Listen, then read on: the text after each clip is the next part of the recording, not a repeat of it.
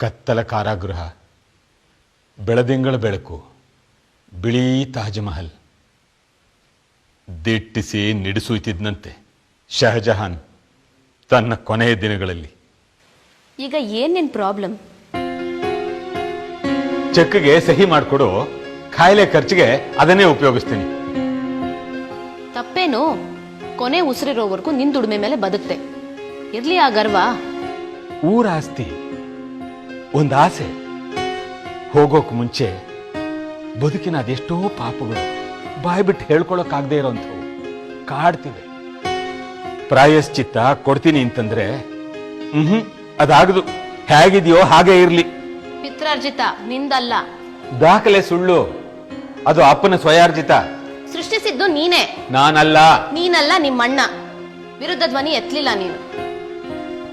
ಅದೇ ಗಿಲ್ಟು. ಮಕ್ಕಳಿಗೆ ಪ್ರಾಯಶ್ಚಿತ್ತದ ಮನ್ಸಿಲ್ಲ, ಬಿಡು. ಮನೆ ನಂದು, ಅದು ಕೂಡ ನನಗೆ ಹೇಗ್ ಬೇಕೋ ಹಾಗೆ ವಿಲೇವಾರಿ ಮಾಡೋ ಹಾಗಿಲ್ಲ ಅಂದ್ರೆ? ಉಳಿಸಿದ್ದು ನಮ್ಗೆ, ನಮ್ ಇಷ್ಟ ಬಂದಾಗ ಮಾಡ್ತೀವಿ. ಸರಿ, ಅಲ್ಲಿಗೆ ನನಗೇನು ಬಂತು ಸ್ವಾತಂತ್ರ್ಯ? ಜೈಲೆ. ಏನು ಕೈಕಾಲ್ ಕಟ್ಟಾಕಿದೀವ? ಬಾಗ್ಲು ಬೀಗ ಹಾಕಿದೀವ? ಇಲ್ಲ ತಾನೇ. ದುಡಿದ ಕಾಸು ನನ್ನ ಆಸ್ತಿ, ಅದರ ಮೇಲೆ ನನಗೆ ಹಕ್ಕಿಲ್ಲ ಅಂತಂದ್ರೆ ಗುಲಾಮ್ಗಿರಿನೇ. ಹಕ್ಕಿಲ್ಲ ಅಂತ ಯಾರು ಅಂದೋರು? ಇಷ್ಟ ಬಂದ ಹಾಗೆ ಮಾಡಬಾರ್ದು ಅಂತಿರಲ್ಲ. ಕಳಿಬೇಡ ಅಂತಿದೀವಿ, ಉಪಯೋಗಿಸಬಾರ್ದು. ನನಗೆ ಬೇಕಾದ ಹಾಗೆ ಉಪಯೋಗಿಸೋ ಹಾಗಿಲ್ವಲ್ಲ. ಮಕ್ಕಳು ನಾವು ಶತ್ರುಗಳ? ಅದ್ಯಾಕೆ ಹಾಗೆ ಮಾತಾಡ್ತೀಯಾ? ಮತ್ತಿನ್ನೇನು, ವಾಸದ ಮನೆ ಹೊಡಿತೀವಿ, ಫ್ಲಾಟ್ಸ್ ಕಟ್ತೀವಿ. ವ್ಯವಹಾರಿಕವಾಗಿ ಬುದ್ಧಿವಂತಿಕೆ ಅಲ್ವಾ? ಸಾವು ಹತ್ರ ಬರ್ತಾ ಇದೆ, ಕಣ್ಣು ಕುರುಡಾಗಿದೆ. ಯೋಚನೆ ಮಾಡಿ ನೋಡು. ನಿನಗೆ ಇನ್ನೂ 100 ವರ್ಷದ ಬದುಕಿದ್ದಿದ್ರೆ ನೀನೇ ಇದನ್ನ ಒಳ್ಳೆ ಪ್ರಪೋಸಲ್ ಅಂತಿದ್ದೆ ಅಲ್ವಾ? ಬದುಕಿದ್ದಾಗ ಎಲ್ಲದಕ್ಕೂ ಅದ್ರ ಉಪಯೋಗದ ಮೇಲೆ ಬೆಲೆ, ಸಾವು ಕಾಡ್ದಾಗ ಭಾವನಾತ್ಮಕ ಬೆಲೆ.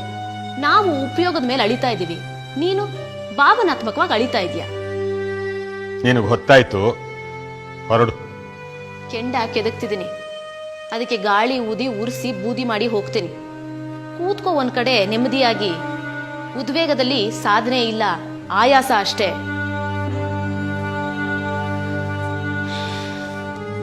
ಒಂದು ಒಳ್ಳೆ ಜಾಗ ಹುಡುಕ್ತೀನಿ, ಒಂದು ಸಣ್ಣ ವರಾಂಡ, ಒಂದು ರೂಮು, ಸುತ್ತ ತೋಟ. ನಿನಗೇನು ಓದಕ್ ಪೇಪರು, ನೋಡಕ್ ಟಿವಿ, ಸಮಯಕ್ಕೆ ಸರಿಯಾಗಿ ಊಟ ತಿಂಡಿ. ಎಲ್ಲಿವರೆಗೂ ಅಂದ್ರೆ ಇಂತಿಂತ ದಿವಸ ಇಂತಿಂತ ಮೆನು. 6 ಗಂಟೆಗೆ ಎಬ್ಬಿಸ್ತಾರೆ, 1 ಗಂಟೆ ಕಾಲ ವಾಕಿಂಗು, ಬಂದು ತಿಂಡಿ, ಪೇಪರ್ ಓದು, ಸುಧಾರಿಸ್ಕೋ.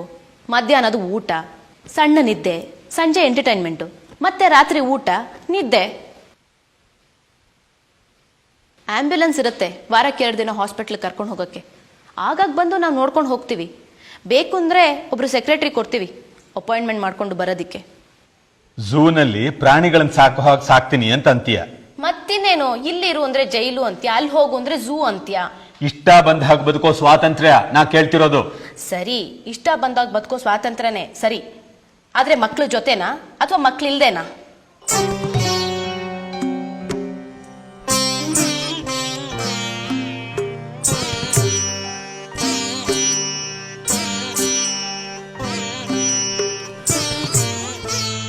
ಮಕ್ಕಳ ಜೊತೆ ಇರ್ತೀನಿ ಅಂದ್ರೆ ಅವ್ರ ಆಸೆಗಳನ್ನು ಗಮನದಲ್ಲಿ ಇಟ್ಕೋಬೇಕಾಗತ್ತೆ. ಬೇಡ ಅನ್ನೋದಾದ್ರೆ ಹೇಳು, ಕೂತು ಎಲ್ರಿಗೂ ಹೇಳ್ತೀನಿ, ಅವ್ರವ್ರ ದಾರಿ ನೋಡ್ಕೊಳ್ಳಿ.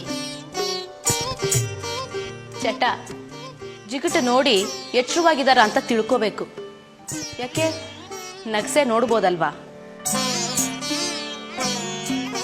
ಮಕ್ಕಳು ಜೊತೆನೇ ಇರಬೇಕು, ನರಳಬೇಕು.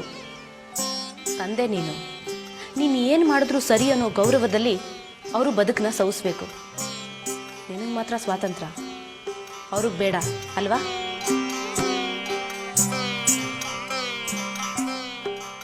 ಅಪ್ಪ ಇಲ್ಲಿ ಕೇಳು, 70 ದಾಟಿದ್ಯಾ, ಮದುವೆ, ಮಕ್ಕಳು, ಸಂಸಾರ ಎಲ್ಲ ಅನುಭವಿಸಾಯ್ತು. ಮೈ ಕಸುವು ಕರಗೋ ಅಷ್ಟು ಬದುಕನ್ನ ಮೆದ್ದಾಯ್ತು. ಆದ್ರೂ ಅಸುಖ ಅತೃಪ್ತಿ ತಹತಹಿಸ್ತೀಯ.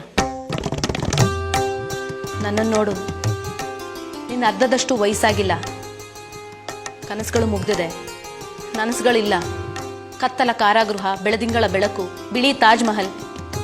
ನಿನ್ನ ಮೊದಲೇ ಹೆಂಡತಿ, ನನ್ನಮ್ಮನ ನೆನಪು. ನಿನ್ನೆದುರಿಗೆ ಕೂತಿದ್ದೀನಿ ನಿನ್ನ ಸೋಲಾಗಿ.